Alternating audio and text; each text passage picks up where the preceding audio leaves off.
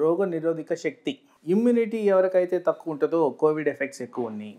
ఎక్కువ టైం హాస్పిటల్లో స్పెండ్ చేశారు. ఎక్కువ పర్సన్స్ ఎవరికైతే లో ఇమ్యూనిటీ ఉందో వీళ్ళందరూ హాస్పిటలైజేషన్లో కాకుండా ఐసీయూలో ఎక్కువ టైం స్పెండ్ చేశారు. ఇలాంటి లో ఇమ్యూనిటీ వాళ్ళకి కాంప్లికేషన్ రేట్స్ ఎక్కువ ఉన్నాయి. కోవిడ్ సీక్వెలే ఎక్కువ జరిగాయి. సో ఇది ఒక ఉదాహరణ. అంటే మనం ఇమ్యూనిటీ సరిగ్గా మెయింటైన్ చేస్తే డెఫినెట్గా ఎటువంటి డిజీజ్ అయినా, కోవిడ్ అనే కాదు, ఎటువంటి డిజీజ్ అయినా, ఎటువంటి ప్రాబ్లం అయినా మనం ఈజీగా ఎదుర్కొని క్లియర్ చేసుకోవచ్చు. సో ఇమ్యూనిటీ అన్నప్పుడు బాడీలో మనం కొన్ని విషయాలు గమనించుకోవాల్సిన అవసరం ఉంది. ఈ ఇమ్యూనిటీ అంటేనే డైరెక్ట్లీ రిలేటెడ్ టు మన లైఫ్ స్టైల్, మన లివింగ్ స్టైల్ గురించి మనం ఆలోచించాలి.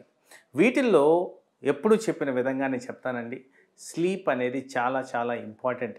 నిద్ర ఎవరైతే సమంగా పోతారో అప్పుడు ఆ ప్రాసెస్లో, ఈ స్లీప్ ప్యాటర్న్లో కొంత రిపేరు, రెస్టరేషన్ అనేది జరుగుద్ది. హార్మోనల్ బ్యాలెన్స్ ఉంటుంది. ఇలాంటి ప్రక్రియలు జరిగిన దానివల్ల మనకి ఈ రోగనిరోధక శక్తి అనేది పెరుగుద్ది. ఇది వితౌట్ ఎనీ క్వశ్చన్ డైరెక్ట్గా స్లీప్కి సంబంధించింది. స్లీప్ అనేది 7 to 8 అవర్స్ పడుకోవాలి. అది కూడా ఇష్టం వచ్చినట్టు పడుకోవడం కాదు. General timing 10, 5 or 6 morning. ఇది ప్రాపర్గా చేస్తే డెఫినెట్గా ఇమ్యూనిటీ పెరిగేదానికి ఆస్కారం ఉంది.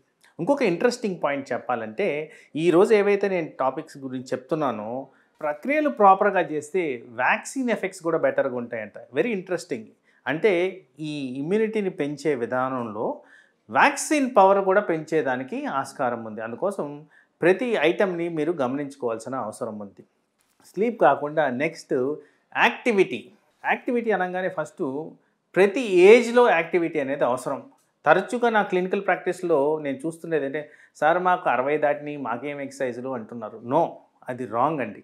ఎవరికైతే వీలవుతుందో, ఎవరైతే చేయగలుగుతారో కంపల్సరీ యాక్టివిటీ అనేది చెయ్యాలి. అది కూడా రికమెండేషన్స్ ప్రకారం ఒక వారంలో 150 మినిట్స్ ఆఫ్ యాక్టివిటీ ప్రాపర్ డెడికేషన్తో చేయాల్సిన అవసరం ఉంది. అదే కాకుండా యాక్టివిటీ అనగానే ఎక్కువ శాతం నేను గమనించింది ఏంటంటే, మనము ఈ మధ్యకాలంలో ఈ రిమోట్ సిండ్రోమ్ అనేది ఒకటి వచ్చింది. ప్రతిదానికి రిమోట్ వాడుతున్నాం, ఇంక్లూడింగ్ ఫ్యాన్, లైట్ కూడా రిమోట్లు వాడుతున్నాం. దీని కారణంగా మనం నడిచే విధానం చాలా తగ్గిపోయింది. ఎవరైతే యాక్టివిటీ మెయింటైన్ చేస్తారో వాళ్ళు ఒక రోజులో అట్లీస్ట్ 7,000 to 8,000 స్టెప్స్ చెయ్యాలి. ఇప్పుడు ఉన్న స్మార్ట్ ఫోన్ గ్యాజెట్ అది లేకుండా మనం ఎక్కడ కదలట్లేదు కాబట్టి అది చేతిలో పట్టుకుంటే చాలు, మీరు ఎన్ని స్టెప్స్ వేస్తున్నారో చూపిస్తున్నారు. కంపల్సరీగా మనం చేతిలో పట్టుకొని తిరుగుతున్నాం కాబట్టి ఒక్కసారి మీరు గమనించుకోవాల్సింది ఎన్ని స్టెప్స్ వేస్తున్నాము. ఇది కాకుండా ఎక్సర్సైజ్ మార్నింగ్ నేను చెప్పింది చేయాల్సిన అవసరం ఉంది. ఇవన్నీ చేస్తే మీకు డెఫినెట్గా ఇమ్యూనిటీ పెరిగేదానికి ఆస్కారం ఉంది. దీంట్లో నెక్స్ట్ స్టెప్ ఏంటంటే వెయిట్ ఎలా ఉంది. ఈ మధ్యకాలంలో ప్రపంచవ్యాప్తంగా, మన దేశంలోనే కాదు ప్రపంచవ్యాప్తంగా ఉబ్బకాయం అనేది పెరిగిపోయింది.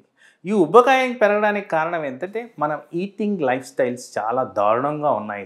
ఎక్కువ శాతం ప్రాసెస్డ్ ఫుడ్ తింటున్నాం, ఎక్కువ బేకరీ ఫుడ్ తింటున్నాం, ఎక్కువ షుగరీ ఫుడ్ తింటున్నాం, ఎక్కువ ఆయిలీ ఫుడ్ తింటున్నాం. ఇలాంటివి అవాయిడ్ చేసుకోవాల్సిన అవసరం ఉంది. ఇక్కడ వెయిట్ గురించి మాట్లాడినప్పుడు నేను ఫస్ట్ మాట్లాడాల్సింది బాడీ మాస్ ఇండెక్స్.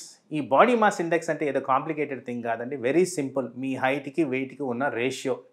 ఇది ఉండాల్సిన నంబరు బిలో 25. 18 నుంచి 25 మధ్యన ఉంటే ఇది ఐడియల్ వెయిట్ కింద కేటగరైజ్ చేస్తారు. ఎవరికైతే మెటబాలిక్ డిజీజెస్ అనగా హైపర్ టెన్షన్, డయాబెటీసు, ఉబ్బకాయము, కొలెస్ట్రాల్ ఇలాంటి వ్యాధులు ఉన్నవాళ్ళు ఐడియల్ మెయింటెనెన్స్ అరౌండ్ 22 నుంచి 23 మధ్యన మెయింటైన్ చేయాల్సిన అవసరం ఉంది. ఇది తప్పనిసరిగా చేయాల్సిన అవసరం. దీని ద్వారా రోగనిరోధక శక్తి పెరిగేదానికి ఆస్కారం ఉంది. నెక్స్ట్ పాయింట్ ఏంటి? Eating habits. ఈ ఈటింగ్ హ్యాబిట్స్లో ఫస్ట్ అండ్ ఫార్మోస్ట్ నేను చాలా క్లియర్గా చెప్పదలుచుకుంది ఏంటంటే బ్రేక్ఫాస్ట్ తప్పనిసరిగా చెయ్యండి.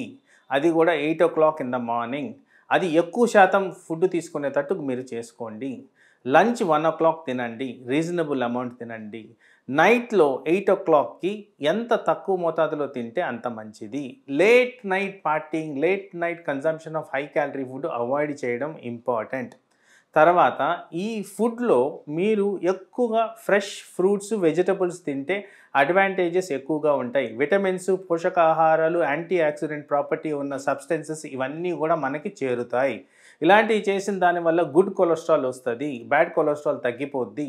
సో ఇవన్నీ కూడా హెల్త్ బెనిఫిషియల్ ఎఫెక్ట్స్. తద్వారా మనకి ఇమ్యూనిటీ అనేది ఇంప్రవైజేషన్ అనేది జరుగుద్ది. ఇంకొక ఏరియా ఆఫ్ కన్సర్న్ చాలా ఫ్రీక్వెంట్గా ఎస్పెషల్లీ ఈ సీజన్లో నేను హైలైట్ చేయదలుచుకుంది proper intake of water. Water అనేది at least 3 to 4 litres per day 24 అవర్స్లో తీసుకోవాలి.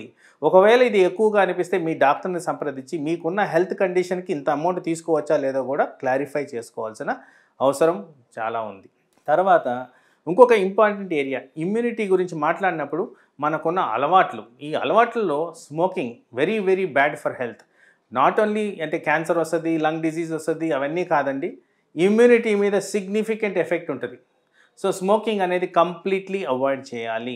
ఆల్కహాల్ కన్జంప్షన్ యాక్చువల్లీ డేటా ప్రకారం చూస్తే 18 యూనిట్స్ పర్ వీక్ కన్నా తక్కువ ఉండాలి. 18 యూనిట్స్ ఇది క్లియర్గా బాటిల్ మీద మెన్షన్ చేస్తుంటుందండి. ఒక వారానికి 18 units. So very very limited amount of alcohol కన్జంప్షనే అడ్వైజ్ చేస్తున్నారు. అది కూడా అవాయిడ్ చేస్తే మచ్ మచ్ బెటర్. ఇలాంటివన్నీ చేసిన దానివల్ల మీకు రోగనిరోధక శక్తి అనేది ఆటోమేటిక్గా న్యాచురల్గా వస్తుంది.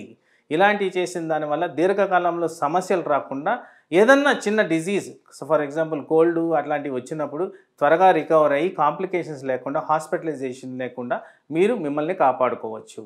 నమస్తే.